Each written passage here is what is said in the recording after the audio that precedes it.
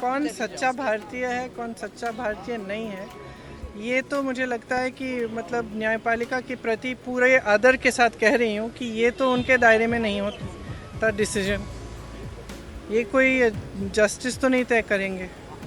16 दिसंबर 2022 को भारत जोड़ो यात्रा के दौरान राहुल गांधी ने कहा था, लोग भारत जोड़ो यात्रा पर सवाल उठाते हैं, लेकिन कोई चीन के 2000 वर्ग किलोमीटर पर कब्जे 20 सैनिकों के शहीद होने और अरुणाचल में भारतीय सैनिकों की पिटाई पर सवाल नहीं करता। क्या ये सच नहीं है? देश सब देख रहा है। मामले में सुप्रीम कोर्ट ने राहुल गांधी को कड़ी फटकार लगाई है। जस्टिस दीपांकर दत्ता और जस्टिस ऑगस्टिन जॉर्ज मसिया की बेंच ने पूछा कि आपको कैसे पता चल गया कि चीन ने भारत की 2000 वर्ग किलोमीटर जमीन कब्जा ली? क्या आप वहां थे? आपके पास क्या सबूत था? अगर आप सच्चे भारतीय हैं तो ऐसी बात नहीं कह सकते। आप सिर्फ बोलने की आजादी के नाम पर कुछ भी नहीं कह सकते। जब सीमा पर झड़प हो तब दोनों की तरफ की सेना को नुकसान पहुंचना कोई असामान्य बात नहीं है। पीठ ने राहुल गांधी से यह भी पूछा कि आखिर उन्होंने ऐसे बयान सोशल मीडिया पर क्यों दिए? इस तरह के मुद्दों को संसद में क्यों नहीं उठाया गया? बताएं कि पूरा मामला लखनऊ की एक अदालत में दायर एक शिकायत से शुरू हुआ है। राहुल गांधी के सेना पर दिए बयान को लेकर पूर्व बीआरओ निदेशक उदय शंकर श्रीवास्तव ने तब राहुल गांधी पर मानहानि का मुकदमा किया था। उनका आरोप था कि राहुल का बयान भारतीय सेना को बदनाम करने और जनता का विश्वास गिराने के उद्देश्य से दिया गया।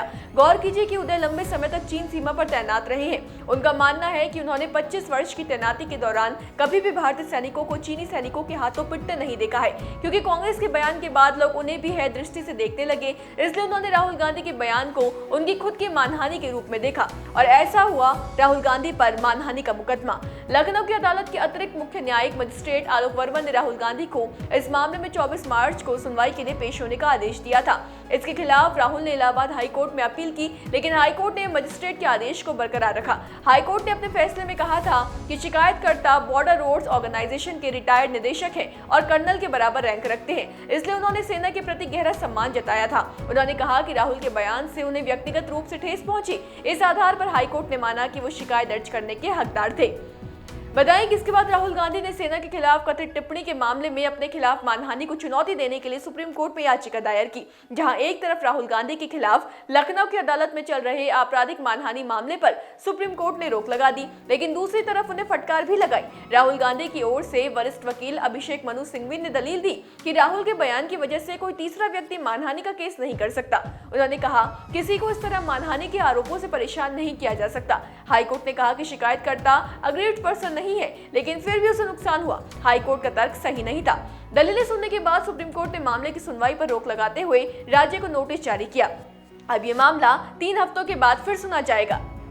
तो राहुल गांधी को कुछ राहत भी मिली और फटकार भी। खैर, इस मामले में जब राहुल गांधी की बहन प्रियंका गांधी से पूछा गया तो उन्होंने कहा कि माननीय न्यायाधीशों के प्रति पूरा सम्मान रखते हुए मैं ये कहना चाहती हूँ कि वो ये तय नहीं कर सकते कि सच्चा भारतीय कौन है, कौन सच्चा भारतीय है और कौन नहीं। ये वो न्यायपालिका तय नहीं करेगी, ये उनके दायरे में नहीं आता। जरा ये सुनिए।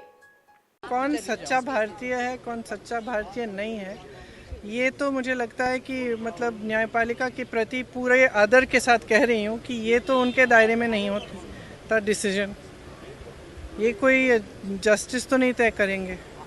दूसरा, राहुल जी ने हमेशा आर्मी का, सेना का आदर किया है। उनके दिल में उन सेना के प्रति, सैनिकों के प्रति, उनके अफसरों के प्रति पूरी तरह से आदर है और हर भाषण में जब भी बोलते हैं, जब भी उनका हम कुछ भी भाषण या कोई भी टिप्पणी सुनते हैं, उसमें वो आदर बहुत स्पष्ट दिखता है।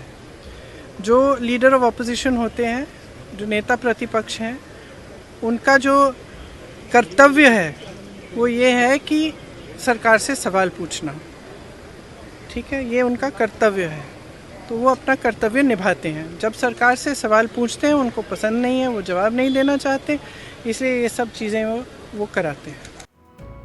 तो ये है वो पूरा मामला जिस पर घमासान मचा हुआ है। राहुल का बयान, उन पर केस दर्ज होना, सुप्रीम कोर्ट का उन्हें डांट लगाना, कुछ प्रश्न पूछना, बदले में प्रियंका गांधी का कोर्ट से ही तीखे सवाल पूछना। आप इन सब चीजों को कैसे देखते हैं, कमेंट बॉक्स में जरूर बताएं। देवभूमि